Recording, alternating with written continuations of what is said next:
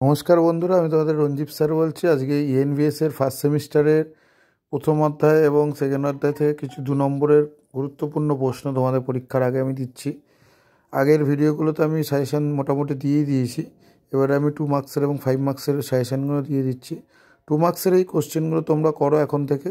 এই কোশ্চেনগুলো খুবই ইম্পর্টেন্ট কোশ্চেন এবং এই কোশ্চেনগুলো তোমরা যদি করো এর থেকে তোমরা কমন পাবে। কেন, তোমাদের যে 5টা অধ্যায় আছে, টোটাল 5টা অধ্যায় থেকেই তোমাদের 2 মার্কসের এবং 5 মার্কসের কোশ্চেন থাকবে।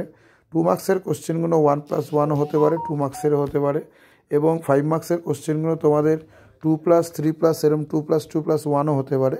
তো তাই শর্ট কোশ্চেন এসিকিউ তোমাদের করতেই হবে। তো তোমরা এখন থেকে এইগুলো তৈরি করা শুরু করে দাও। পরিবেশ কাকে বলে, পরিবেশের কয় ভাগে ভাগ করা যায়, কী কী?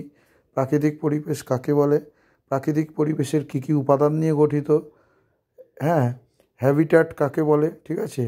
প্রাকৃতিক পরিবেশের সজীব উপাদানগুলি উল্লেখ করো, প্রাকৃতিক পরিবেশের জড় উপাদানগুলি উল্লেখ করো। এই কোশ্চেনগুলো কিন্তু খুব ইম্পর্টেন্ট কোশ্চেন। প্রাকৃতিক পরিবেশের জড় উপাদানগুলি শ্রেণীবিভাগ করো, 3টি শ্রেণীতে ভাগ করা যায়, তোমরা জানো, ঠিক আছে? এরপরে আমি ইবিএসে তোমাদেরকে কোশ্চেনগুলো দিয়ে দেবো। তোমাদের যে ইএনভিএসের যে দূষণ চ্যাপ্টারটা আছে সেই দূষণ থেকে দিয়ে দেবো, ঠিক আছে? তারপর দেখো তোমাদের প্রাকৃতিক পরিবেশের আরও কিছু কিছু জিনিস দেখো আমি দিচ্ছি, সেইগুলো তোমরা একটু দেখো, এই কোশ্চেনগুলো করে যাও। এই কোশ্চেনগুলো এখন থেকে করলেই তোমাদের কমন আসবে।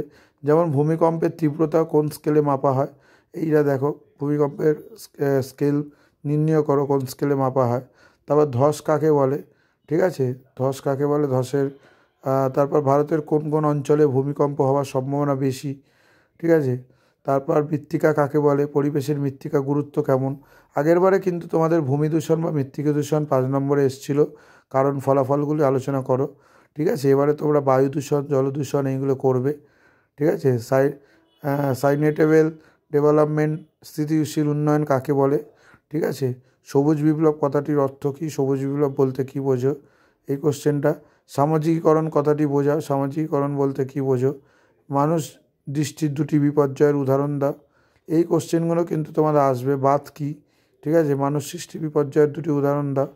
ধসের 2টি কারণ উল্লেখ করো, ধসের একটি প্রাকৃতিক কারণ উল্লেখ করো। গ্রিন টেকনোলজি বা সবুজ প্রযুক্তি কী, সুনামি কী, ঠিক আছে? সুনামি কী, এই কোশ্চেনটাও খুব ইম্পর্টেন্ট কোশ্চেন। এল নিলো কী, এল নিলোর অবস্থান আলোচনা করো। যেই কোশ্চেনগুলো তোমাদের আছে এইগুলো তোমরা করো।